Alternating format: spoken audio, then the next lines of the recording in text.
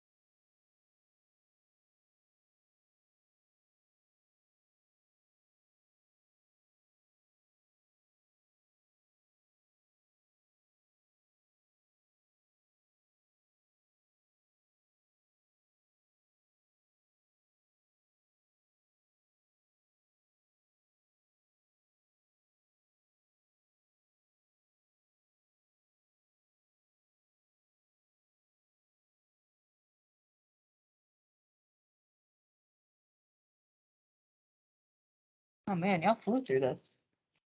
Okay, not bad. I'm going to go through question 1. If you're wanting to check your work, you can. This was definitely the easiest question on the page. You can move the variables or the constants first. It doesn't matter. I usually will kind of do a combination of both sometimes. So I'll do numbers sometimes and then variables the other time. Then I'll subtract 7v. So this will be negative 2v is less than negative 18. When you divide both sides by negative 2, what happens to your inequality? It switches. The sign switches. So this is the less than symbol. It's going to turn into v is greater than 9. In case you still, as an Algebra 2 student, do not know the difference between less than and greater than, this is the less than symbol. So if you do this and create an L that you can read right in front of your face, that's less than. The other way, this is greater than. So this is the greater than symbol. This is the less than symbol. All right, it does say, hopefully you read the directions, express this in interval notation. So we already talked about interval notation with your video notes that you guys had the other day. I'm going to graph this out, and you don't have to graph this. This is just me because I'm visual. I like to see what's going on. V is greater than 9. I'm going to graph this out with an open circle. And since it's greater, I'm going to graph all of the space to the right-hand side. How do I write this in interval notation? Go ahead, Vincent.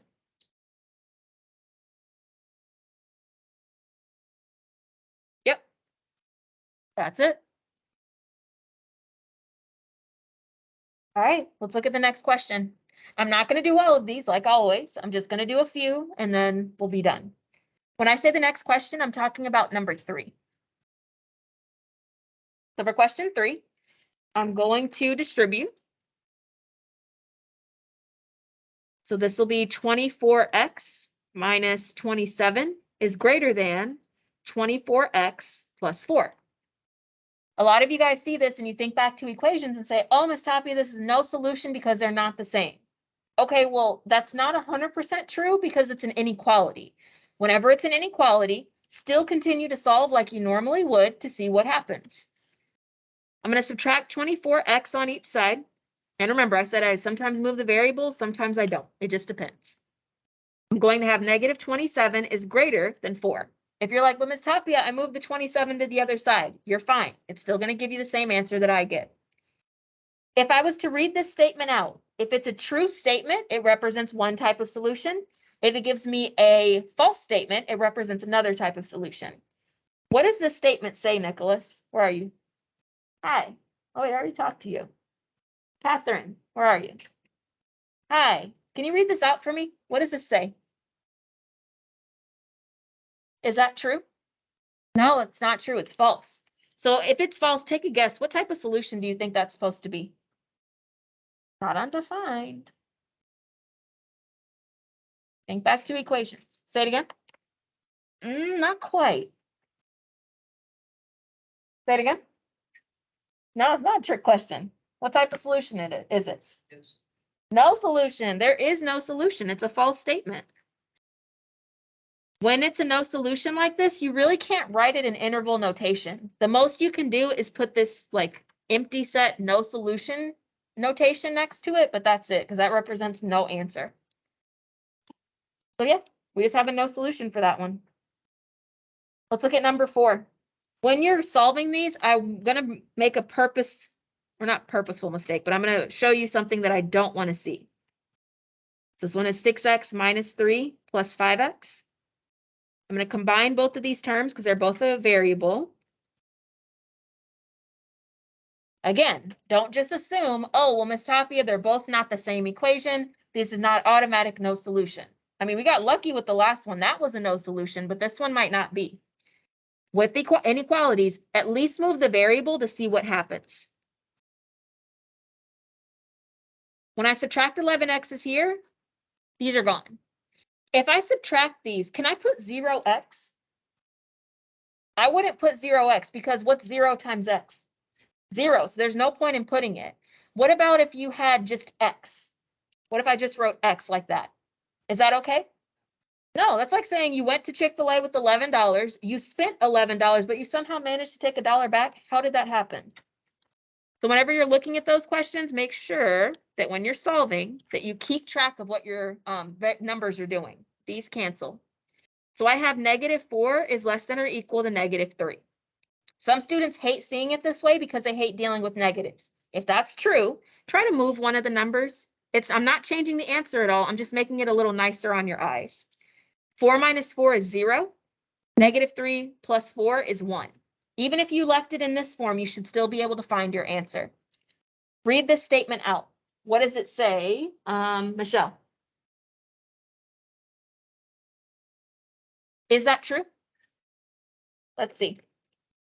If I was to graph this out, here's 0, here's 1. Is 0 less than or equal to 1? Yes, it is. It's not equal to 1. We definitely all agree it's not equal to 1, but it is less than. Since it has that less than or equal to piece, it's as long as it follows 1, we're good. So this is a true statement. If it's a true statement, what does that mean? All solutions, how do we write that in interval notation? Just infinity? Negative infinity to positive infinity. This is all real numbers. All real numbers, but we write it in interval notation from negative infinity to positive. All right, I just have a couple more questions to look at. Yes, ma'am.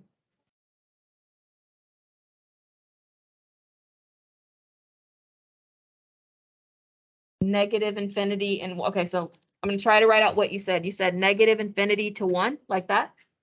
So for this one, you see how it says 0 to 1 here? I'm just trying to see where the numbers are on the number line.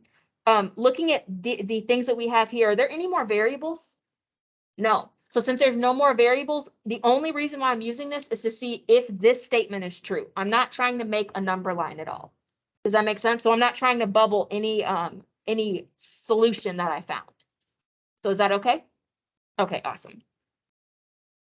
All right, let's look at numbers 5 and 6, and then we'll probably look at 1 or 2 more on the last page. So for number 5, this one says, solve each inequality and express it in interval notation. So for this, I mean, well, I don't need to solve anything. Let's just graph it out because it wants me to do something. So if all else fails, let's graph and see what happens. I have 0, 2, and all the way over here is 7. Okay, so 2. X is less than 2. Less than means it needs to be shading to the left. So less than, shading to the left. And for X is greater than, or excuse me, less than or equal to 7, I'm going to do a closed circle here and then shade all of this. What does and mean? We saw this with intersections and unions the other day. Intersection. So and is an intersection. When you write your solution, you only write what overlaps. So if you look at this purple and pink graph, what's the only area that's overlapping? From where to where?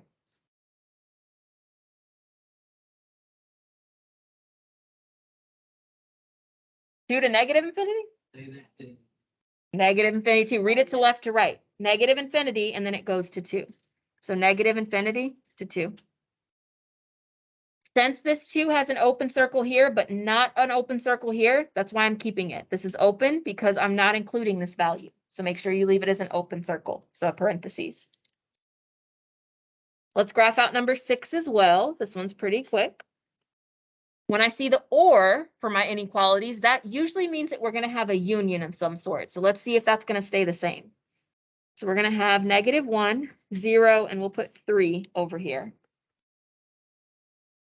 X is less than -1, open circle, less than -1. X is greater than 3, open circle at 3, shading to the right. All of those are greater. When you have unions, which are the or inequalities, you're going to graph everything. So everything from the left and from the right. So when I write this out in interval notation, I'm going to start at the far left. We're going to go from negative infinity to -1. And we're going to union that because we're going to skip through from -1 all the way to 3. And then we're going to pick back up at 3 and go to infinity. That's my answer.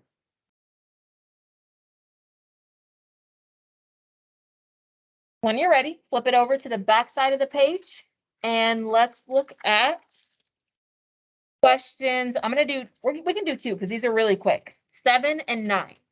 So right now, 7 and 9. I'm going to give you a 2-minute head start. And then afterwards, I'll go through both. So 2-minute head start to try to get through both of them because these are really quick.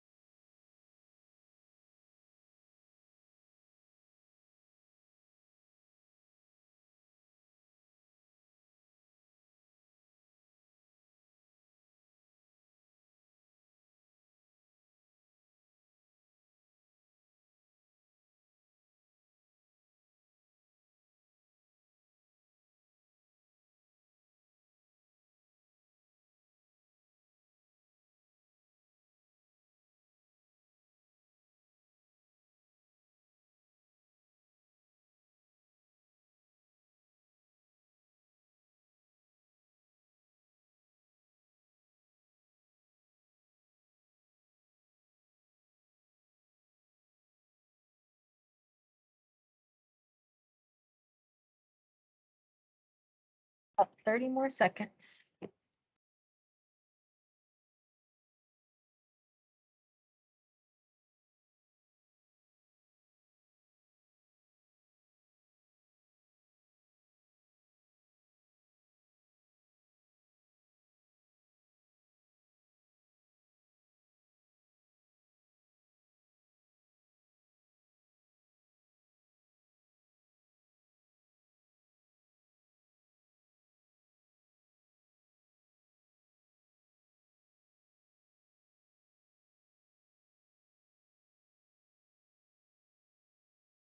Okay, so let's see what we have. So for question 7, the first thing you want to do is get rid of this denominator. I think we can all agree that getting rid of this 3 is going to be what's best for all of us. So I'm going to do 3 times 7, which is 21. 3 times this 3x minus 2, which will be 3 times 3x minus 2 over 3, which is less than 3 times 13, which is going to be 39. If I would have multiplied by a -3, I would have needed to flip both of those inequalities. But since I didn't multiply by a negative, I don't need to flip. Since I'm multiplying by a 3, the whole point of doing that is so these 3's cancel, mainly the denominator. So 21 will be less than or equal to 3x minus 2, which is less than 39. I'm going to add 2 to each side. And when I say each side, I mean each side, both sides of this inequality. So I'm going to have 23, which is less than or equal to 3x, which is less than, not equal, just less than 41. And then the last thing I have to do is just isolate the x. So I'm going to divide both sides by 3. So I'll have 23 over 3 is less than or equal to x, which is less than 41 over 3. Just like the first page, this is asking me to write it in interval notation. So if I wanted to write this in interval notation, you can graph this out. I feel like it's easiest to graph and inequalities, which technically this is, and compound inequalities, because it's a lot easier since you literally will just look at this and write out your inequality. But if you want to see the graph for this, I will graph it out. 23 over 3 is about 7.6, if I'm not mistaken. Might be a little off, but it should be about 7.6. And then 41 over 3, I think is almost 14. So I think it's about, we'll say close to 14. Point is, I know it's bigger. So 41 over 3. So if you're graphing these, you would literally put a closed circle at 23 over 3 and an open circle at 41 over 3. I just don't have to do long division for this. I'm going to go ahead and connect that since it's a compound inequality, and then write my interval notation. It's going to go from 23 over 3 to 41 over 3. If you don't want to graph this out, if I ask you to graph it, obviously graph it. But if I don't ask you to graph it, you can literally just look here. Put both of the numbers as your endpoints. And then this one's a closed circle, which means a bracket. This one's an open circle, which means it's a parentheses. That's it. Questions before I do the last one? Omar, you okay? Okay. All right, for number 9, I'm only going to go through this one quick because each of these are like a 2-step problem. So I will have 3x plus 5 is less than or equal to 11, or 5x minus 7 is greater than or equal to 23. I'm going to subtract 5 first from the first inequality. And then I'll divide both sides by 3. Almost boxed it. This is or, because this is an or inequality, so there's 2 parts. I'm going to add 7.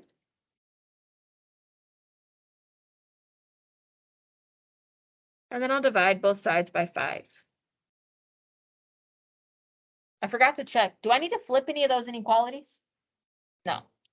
This is technically my answer in inequality notation. The problem says, though, to write it in interval notation. So to write this in interval notation, I can graph this out. You really don't have to, but we can. We're going to do 2 to 6. 2 is a closed circle, and it's going to the left. 6 is another closed circle, and it's going to the right. So if I was to write this in interval notation, is this a union or an intersection? A union. You're literally having two separate sides. So it's going to go from negative infinity to 2, union 6 to infinity. That's your answer. Don't lie to me. Are there any questions?